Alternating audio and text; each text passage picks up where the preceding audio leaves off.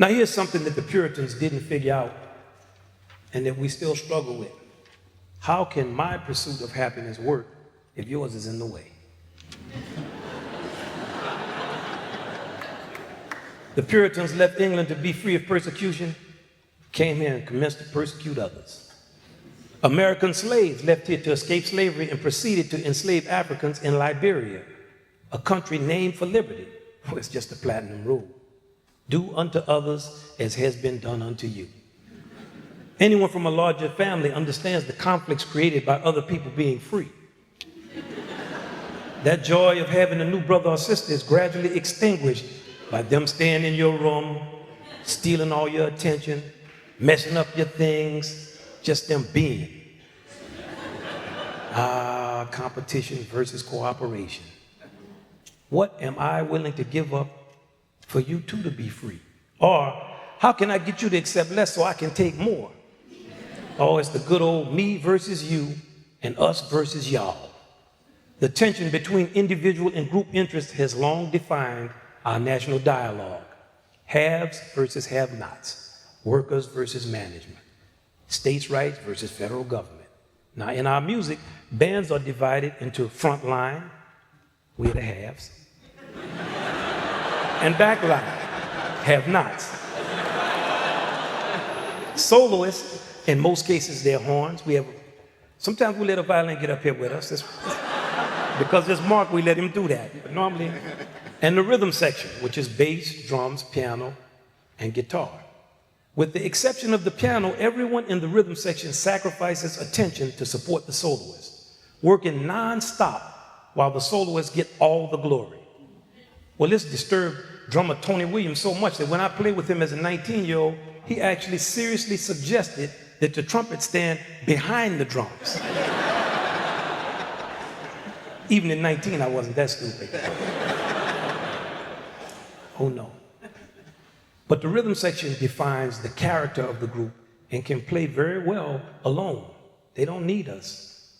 While horn soloists, we bring a special charisma and a definitive personality to the table, but in the long run, we really couldn't play a gig alone. We understand what we bring to each other, and our way of playing music fosters a mutual respect. Soloists are challenged to play something meaningful, and rhythm sections are challenged to not get bored with the task of accompanying us. Because believe me, the level of support that the rhythm section is going to give is determined by the amount of respect they are shown. And soloists show respect by not playing too long, not playing too sad, and especially don't use the rhythm section as a background instead of co-creators. This is a lyrical metaphor for how to achieve balance in working environments. The jazz man's code of ethics always places the sound of the music above whatever disputes we may have.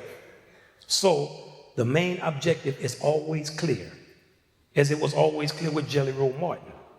Jelly wants you to play exactly what he wrote. Now he might leave a little room for you to improvise, but play those dots. He might shoot you if you get too far away from those dots.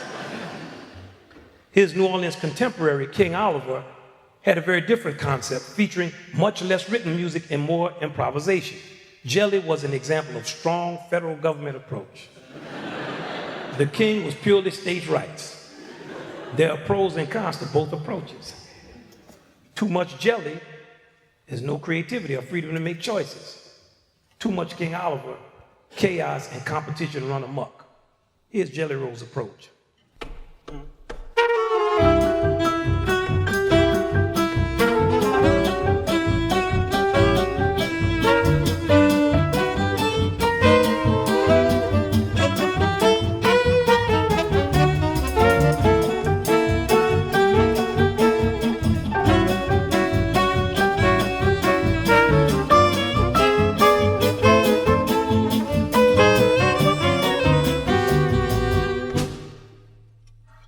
Here's King Oliver on the same material.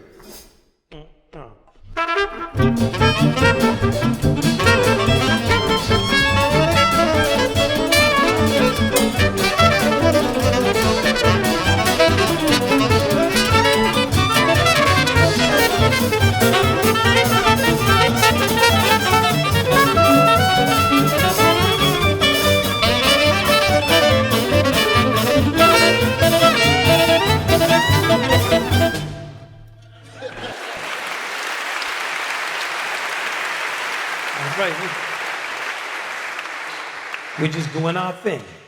Now, both of these bands sounded great, however, because Jelly Roll found musicians who accepted his vision, and King Oliver's band was comprised of musicians from his hometown who understood the nuances of his style, when to solo and when to support. Clarinetist Dr. Michael White of New Orleans once asked me during a gig, "Hey man, where can I fit in with you playing all these high, loud, fast notes? Can I please get some consideration?" Not being too respectful of clarinets in general, trumpet players, we're not. I replied, "Sorry, man.